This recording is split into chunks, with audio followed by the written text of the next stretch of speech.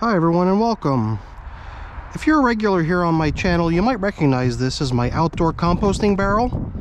And we've had a few weeks of really harsh temperatures, and you know, even though we've always found a good large number of worms in this container, I don't even dare pick around through it right now because I'm afraid of what I'll find. What I'm afraid I'll find is basically no worms. And my only hope is that if that is true, that there's no worms in here, that they've managed to burrow down out through the holes in the bottom of this container and down into the soil to protect themselves from getting frozen through. But, you know, I guess the saving grace side of that story, the bright side of the story, I guess, is that even though an entire population of worms can die out, their cocoons can outlive them because they're much more hardy than the worms themselves. And, you know, I guess I could hope that maybe there's just some cocoons in here if there's really no worms remaining, and then those cocoons will eventually hatch out and repopulate the container. I think if I were to try to pick through this now, I think it would just be kind of frozen, you know, so I don't really intend to do that now. I do continue, you know, adding food and piling stuff in here, scraps from the kitchen, but I don't really expect to have a lot of worms in here. But you know, I could be wrong. I could be completely wrong, and I hope I am. So there might be like a little pocket of worms that are managing to shelter from the cold. But with many weeks of very cold temperatures, I can only guess that this has, you know, ultimately frozen through into a solid block of frozen stuff. So I don't know what to expect. We'll come back to this at some point in the future. My main reason for coming outside was to reintroduce my so-called outdoor overwinter worm bin, or worm bag, I guess. And you know what? For me to even call it an outdoor worm system or an overwinter system, both of those claims can at this point maybe be considered as untrue. Because it was 3.5 weeks ago when the really cold weather started setting in that I sort of chickened out, and I took this system and I placed it indoors to shelter it from the really cold temperatures, you know, for fear of the worms in here getting you know, killed off by the cold. I just didn't have the heart to let that happen, so I placed the system indoors.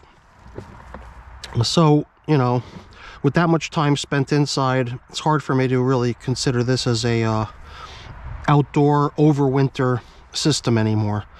What can I say? I chickened out. I just didn't have the nerve to do it. So at this point, it's just my outdoor worm system, which at this point is truly an outdoor system again. The really cold temperatures look like they're leaving. There's going to be temperatures coming up in the next week or so that are going to be gradually working their way up into the high 30s, into the 40s. I believe there's even temperatures forecasted in the 50s in a few more days. So I believe that the danger has subsided for this container to be left outside. And let's see, what else? 3.5 weeks indoors, 51 days. 51 days since I last fed this bin, and what I fed this bin was tomatoes. A whole lot of tomatoes from my garden. Stuff that just sort of sat around because it had been pulled off the plants while it was all still green, in the hopes that some of it would ripen so I can eat it, and then it sort of got forgotten. So I just figured at some point I would just go ahead and proceed with composting that material. And I gave some of that tomato waste to this system, and I threw a bunch of it into that outdoor system too. And the last time we checked into this bin 10 days ago, it was still sheltering inside, and I didn't really see any signs of the tomato at this point. And I'm starting to wonder if all these little sprouts that we're seeing are possibly tomato seeds, tomato seedlings sprouting. Here's one of these interesting slow composting items that have been that's been kind of making its way from system to system to system of mine, and somehow it ended up out here. It's just a cork, and I believe the reason part of this is missing like this is because I managed to chip part of it off. But with these slow composting items, I try not to just break them up by hand. I like to see what the worms manage on their own in terms of breaking stuff like that down. So we'll see where that leads, but it's certainly not a quick turnaround, not the sort of thing you would want to hold your breath for. I guess the other reason I wanted to bring this thing out here was that I thought that if I left it uncovered, some of the rain and even some of the snow that's expected to fall tomorrow would give this bin a little boost of moisture, which it might benefit from. Although the material in here is not too bad. It's got a nice moisture level. Maybe not quite as damp as the worms would prefer. So I figured maybe a little rainfall onto this tomorrow would be a nice thing. But today it's really sunny. Beautiful day. So I figured today we'll bring this bin back outside, make it into an outdoor system again, officially. But I think officially I can no longer claim that it's either an outdoor bin exclusively, nor is it possible to consider it a overwinter bin anymore either. Because it spent a little bit of time, a little portion of the winter outside, but right there in the middle portion of the winter when things got pretty extreme, I just didn't have the nerve or the heart to leave them outside. So I don't know, call me a chicken, that's just me. I really prefer having a bin that actually has a population in it instead of just a bunch of dead worms. So I figured I might try to poke a little bit deeper down to see if in fact the tomatoes are really all gone. I did poke around last time and I didn't see any signs of it, and that was 10 days ago, and at this point I would have to guess that most, if not all, of the tomatoes got to be gone by now. I don't see any signs of it anywhere.